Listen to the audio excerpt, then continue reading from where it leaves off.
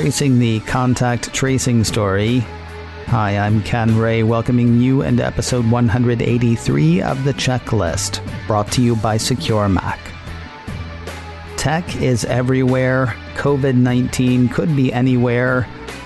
Today we're looking at where those two meet, where those two fight it out, and where those two part ways. Sounds like 3 stories. It's actually like 6, 7 maybe. Count them up and find out on this edition of The Checklist, brought to you by SecureMac.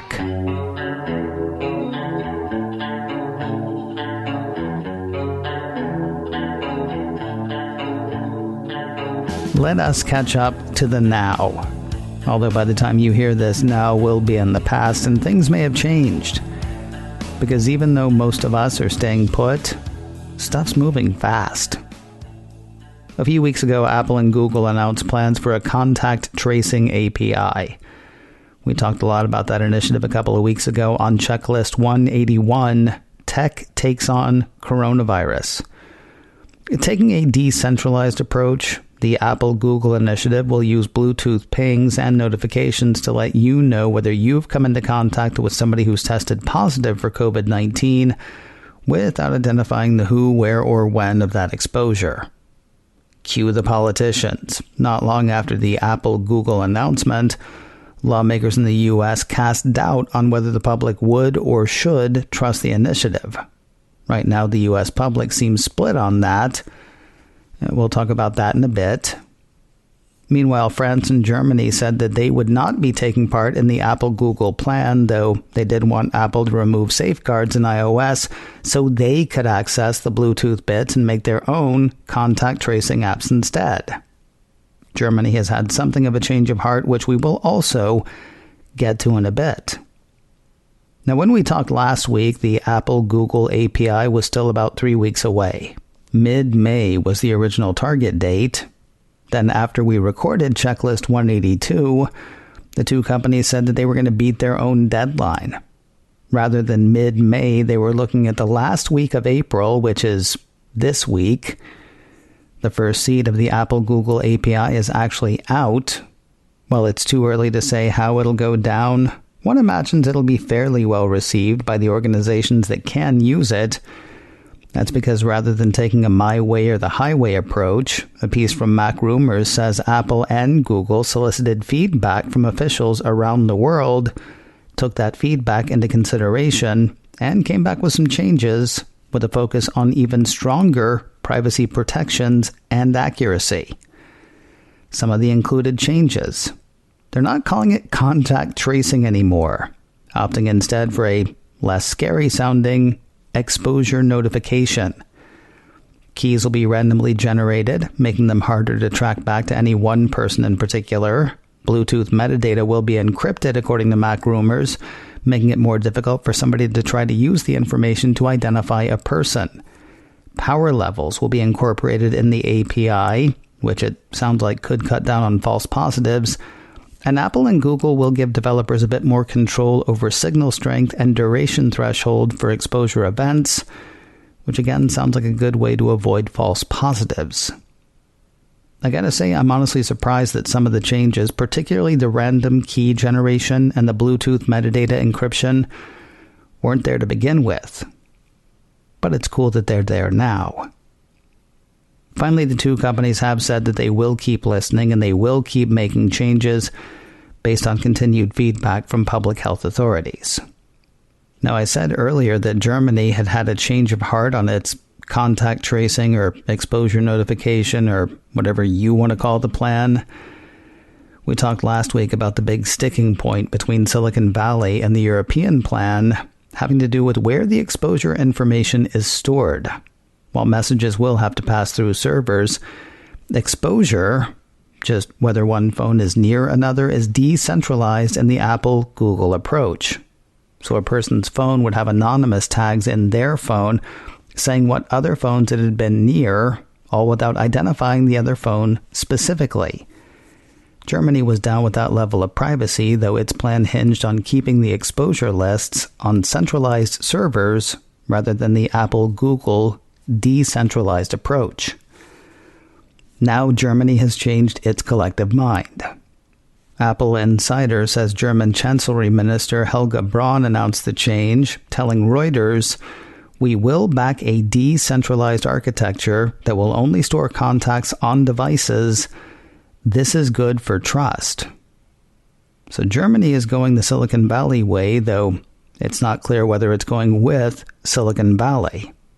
At this early stage, the piece said earlier this week, it's unclear what Germany is planning for its own system, such as whether it will be taking advantage of the Apple and Google API. Decidedly not taking advantage of the Apple-Google API is the United Kingdom.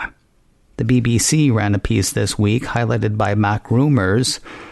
They say the UK's National Health Service, or NHS, will go with a centralized solution.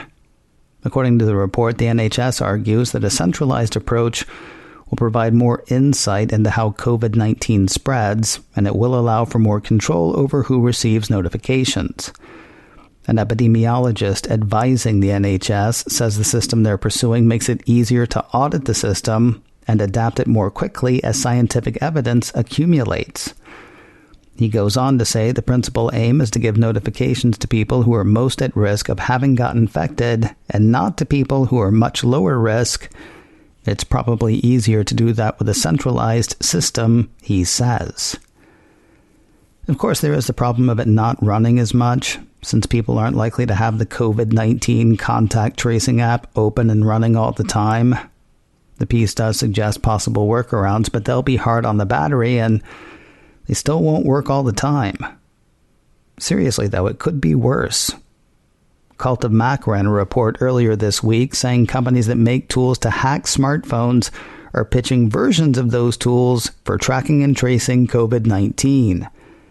Citing a Reuters report, the cult says, very different from contact tracing technologies that focus on finding the virus but at the same time protecting privacy, these new systems would not need a patient's consent to gain entry into the device. Stumping hard for its product is known iPhone hacker Cellebrite. Cult of Mac has that firm telling a police force in India that when a person tests positive, Cellebrite's tech can grab the person's location and contacts so authorities can, quote, quarantine the right people, unquote. The report goes on to say while this would normally happen with a user's consent, Cellebrite said that there are legally justified cases in which police could use their tools to hack into a device. We do not need the phone passcode to collect the data, the Cellebrite spokesperson said in an email. Cult of Mac continues, at least 8 companies like Cellebrite are pitching similar tools to law enforcement groups across the world. Executives at 4 of the companies said that they are piloting or are in the process of installing products to counter coronavirus in more than a dozen countries in Latin America, Europe, and Asia. So when we're eventually able to travel again, you might want to keep that information in mind.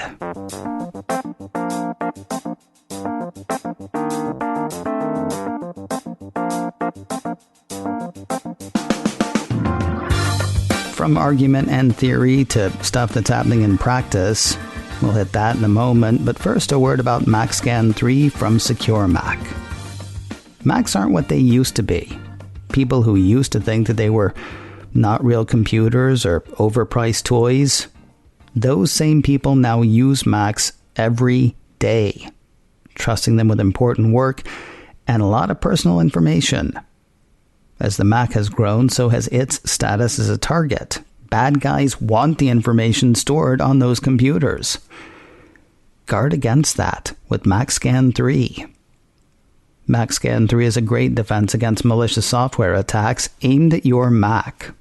It's developed by Secure Mac, trusted names in computer security and developers of exceptional security software for over 20 years.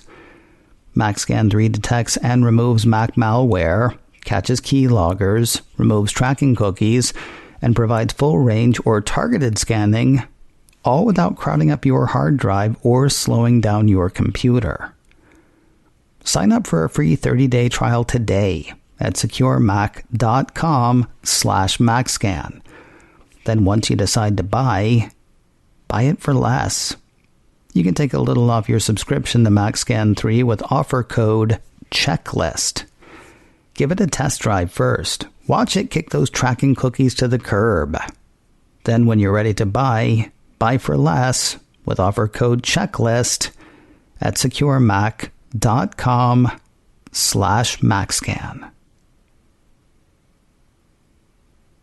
We've talked about debates and possibilities and things that might hit.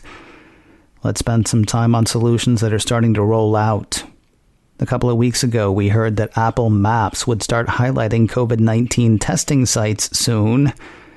How soon is soon? You are currently soaking in it.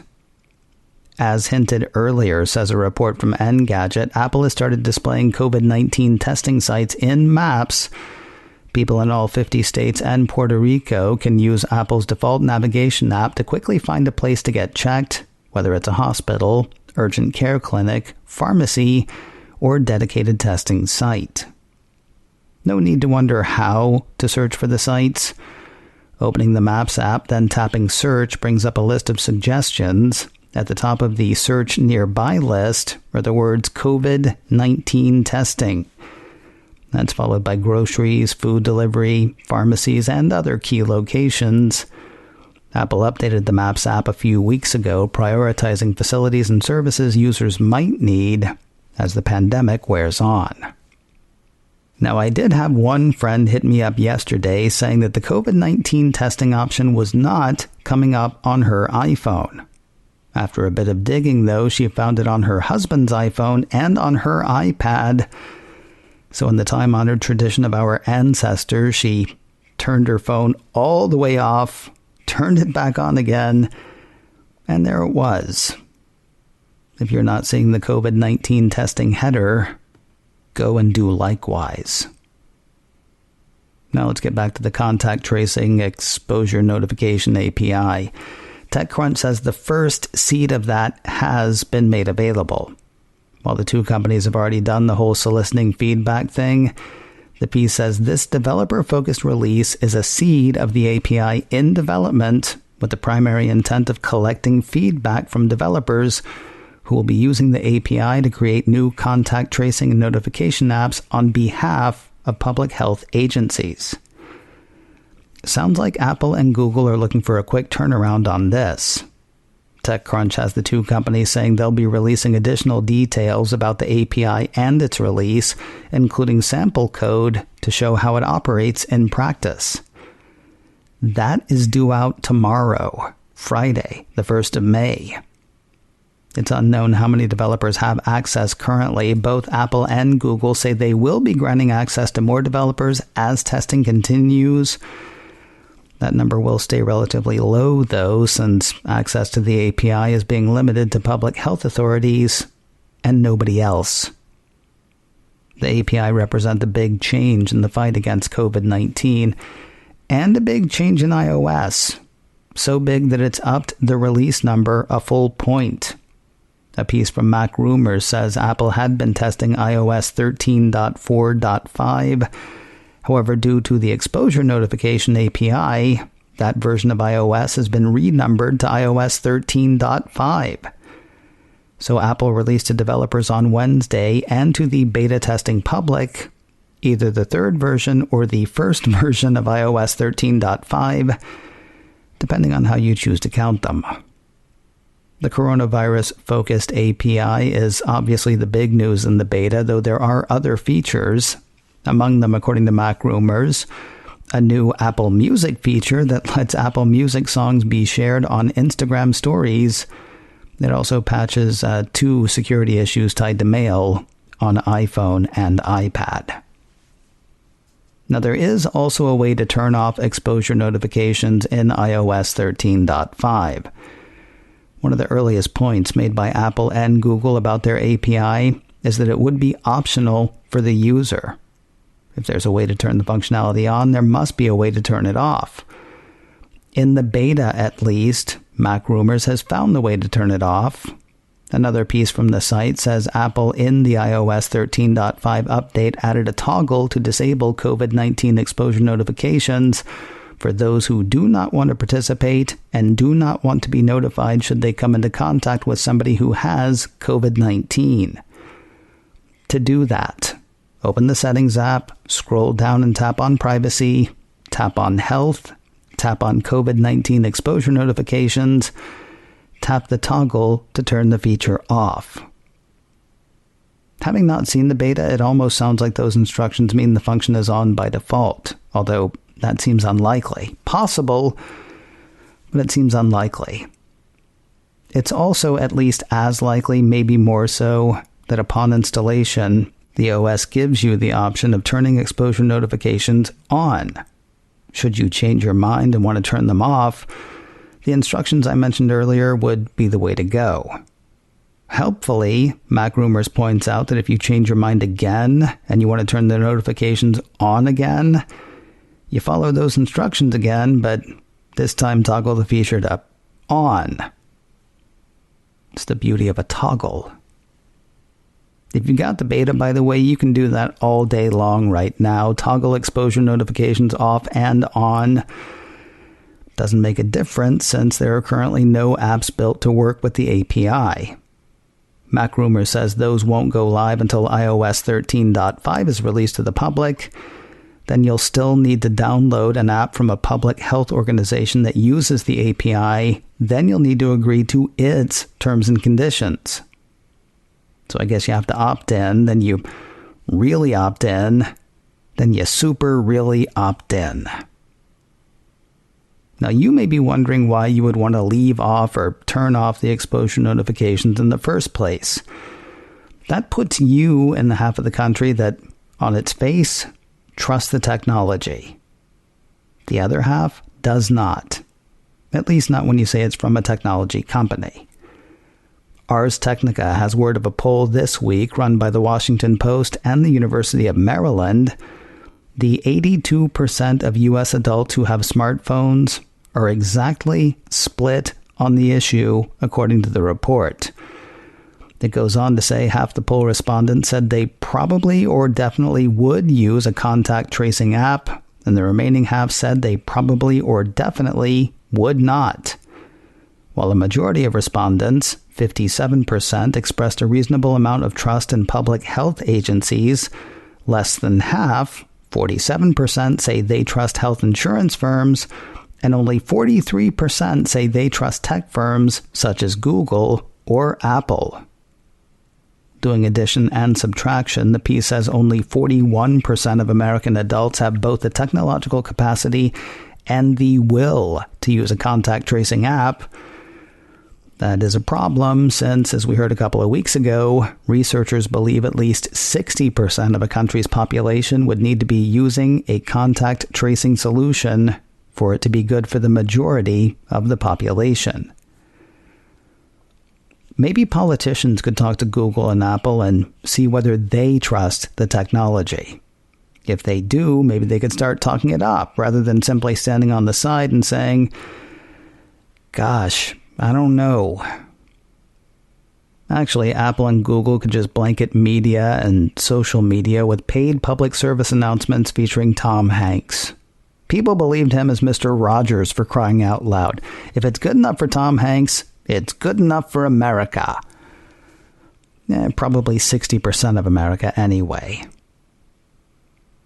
Now, whether you're likely to turn on the contact tracing functionality, there is one thing in iOS 13.5 that you're probably going to love, assuming you're wearing a face mask when you go out, which I'm assuming you are. If you've got an iPhone with Face ID and you've tried using it outside the house lately, you've gotten used to waiting. With the current release of iOS, iPhones with Face ID try to use Face ID. They take a few seconds, realize they can't see your face, then pop the option of using your passcode instead. Doesn't sound like a big deal, but if you keep your grocery list on your iPhone as I do, having to wait to enter your passcode gets pretty boring pretty quick.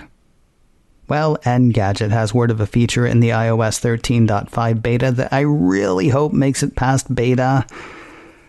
According to the report, in the most recent iOS 13.5 beta, the first or third, depending how you count it, Apple lets users swipe up to enter a passcode and skip that delay.